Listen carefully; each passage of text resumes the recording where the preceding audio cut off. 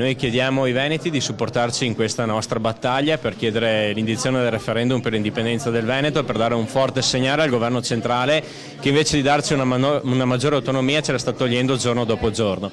500 gazebo in tutto il Veneto, 17 nel Bassanese per chiedere l'indipendenza ad una regione che ogni anno lascia a Roma 21 miliardi di euro. Domani domenica la raccolta firme per l'indizione del referendum consultivo che va al di là dei colori politici, come conferma Finco. Notizia di ieri sera, anche il nuovo centrodestra e Forza Italia vogliono appoggiare questa nostra iniziativa, quindi speriamo che l'iter sia veloce sia in commissione sia in consiglio regionale. Poi l'ultima parola spetterà ai cittadini veneti, che mi auguro abbiano uno scatto d'orgoglio a difesa della propria terra e dei propri diritti. Domani mattina dalle 10:30 in piazza Bassano sarà presente anche il nostro segretario Matteo Salvini. Cittadini e amministratori, la Lega Nord chiama tutti a far sentire la propria voce e richiedere l'autonomia dal governo centrale. Proprio dal sindaco di Cartigliano arriva un appello a tutti i suoi colleghi veneti. Voglio ricordare ai miei colleghi sindaci che noi siamo stati eletti per tutelare il nostro popolo, i nostri cittadini, e questa è un'occasione importante.